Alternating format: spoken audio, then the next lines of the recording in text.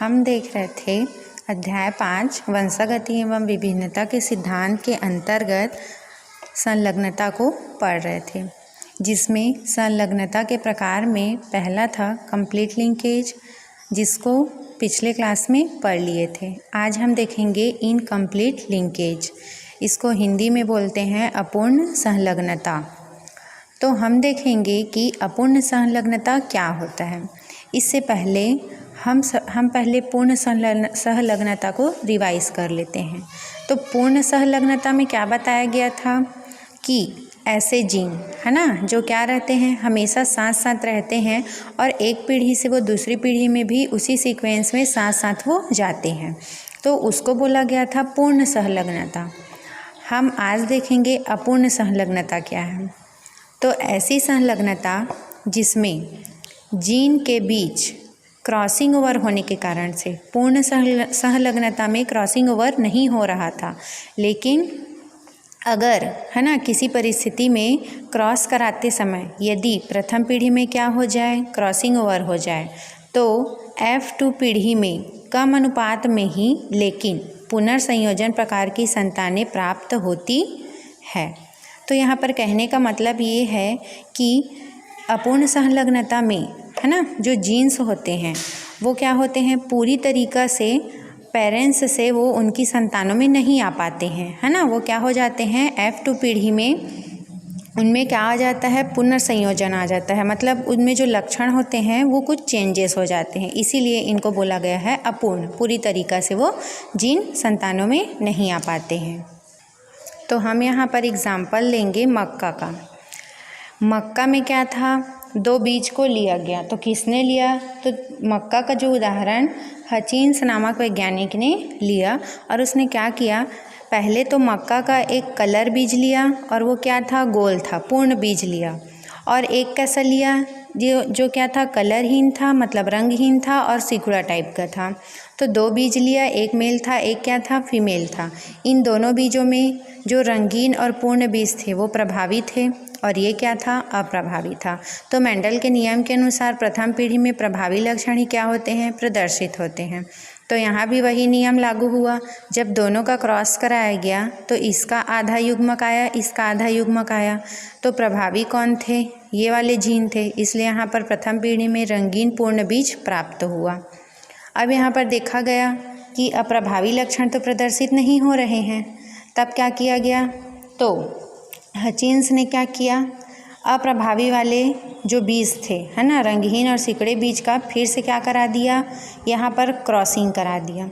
तो जब क्रॉसिंग कराने के दौरान यहीं पर F1 पीढ़ी में क्या हो जाता है, F1 पीढ़ी में जब ये जो रंगीन और पूर्ण बीज बने थे उनके बीच क्या हो जाता है, किसी कारणों की वजह से यदि क्रॉसिंग ओवर हो जाता है, जैसे कि ये 2 जीन हैं, इनके बीच क्या हो जाएगा, क्रॉसिंग ओवर हो जाएगा। तो यहाँ का आधा जीन इधर और यहाँ का आधा जीन इधर आ जाता है ना। तो देखिए एक जीन यहाँ पर है, इसका ये जीन यहाँ पर है और यहीं पर क्रॉसिंग ओवर होने के बाद जो 2 जीन बनते हैं वो इस तरीक़ा से हैं, कैपिटल A और इसका जो B है वो इधर आ जाएगा, तो स्मॉल b। यहाँ पर स्मॉल a तो रहेगा, लेकिन ये वाला B क्या हो गया, उधर चले गया, तो इधर का B इधर आ गया, तो ये इस तरीक़ा से। तो यहाँ पर क्या हो गया है, यहाँ पर हो गया है क्रॉसिंग, है ना। F2 पीढ़ी में क्या हो गया, क्रॉसिंग हो गया। तो इसी क्रॉसिंग की वजह से F2 पीढ़ी में है ना पुनर्संयोजन प्रकार के जीन प्राप्त होते हैं। अब इन दोनों का जब क्रॉसिंग कराया गया तो यहाँ पर तो क्रॉसिंग हो गया इन दोनों के बीच में, और इसका जो आधा युग्मक है वो सेम टू सेम आता है, आधा युग्मक। अब इनके बीच में जब क्रॉस कराया गया तो देखिए यहाँ पर कैसे क्रॉस हुआ है, ए बी जीन आया इनके साथ। ये चारों का क्रॉसिंग किनके साथ होगा, इसके साथ होगा, क्योंकि ये यहाँ पर क्या हो गया है, क्रॉसिंग हो गया। अब इन्हीं का क्रॉस हमको इसके साथ कराना है, तो वो इस तरीक़ा से है। तो ए बी आया, अब इसके साथ क्रॉसिंग करा दिए तो ये क्या बन गया, रंगीन और पूर्ण बीज आ गए, है ना। ये प्रभावी है, इसीलिए यहाँ पर क्या बने, रंगीन और पूर्ण बने। अब इसका कैपिटल A और स्मॉल b जीन था, फिर इसके साथ उसका क्रॉस हो गया, तो यहाँ भी A B आ गया, मतलब ये और ये आ गए यहाँ पर। तो यहाँ पर देखिए A आया है, मतलब ये क्या है, प्रभावी है, इसलिए रंगीन रहेगा, लेकिन बीज कैसा रहेगा, सिकुड़ा रहेगा।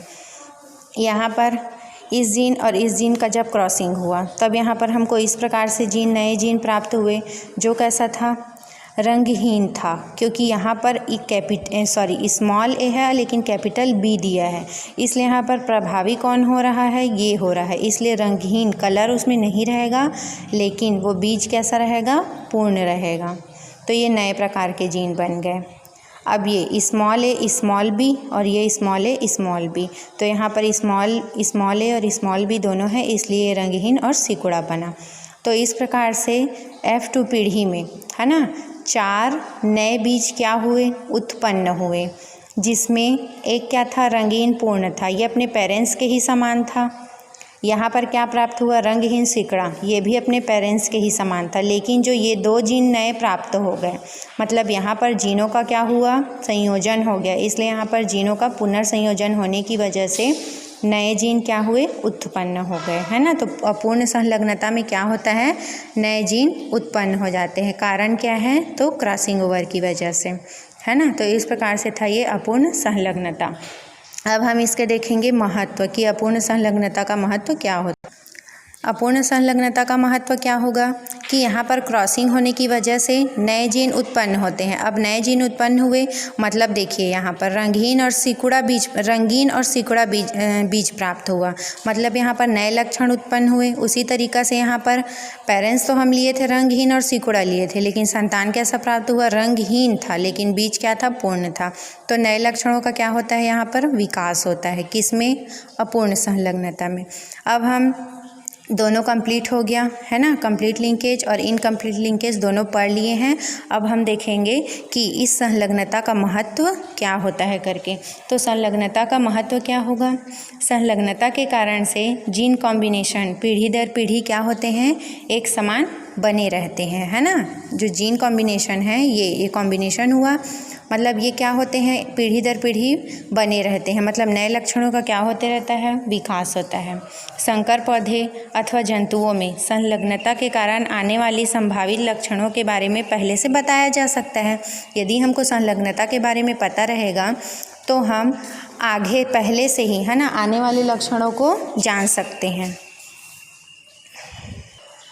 तो इस तरह से संलग्नता का क्या था, महत्व था। ये आप अपने नोट्स में क्या करेंगे, नोट डाउन करेंगे। अब इसके आगे क्लास में हम देखेंगे कि जीन विनिमय या जीन एक्सचेंजिंग क्या होता है करके। Thank you.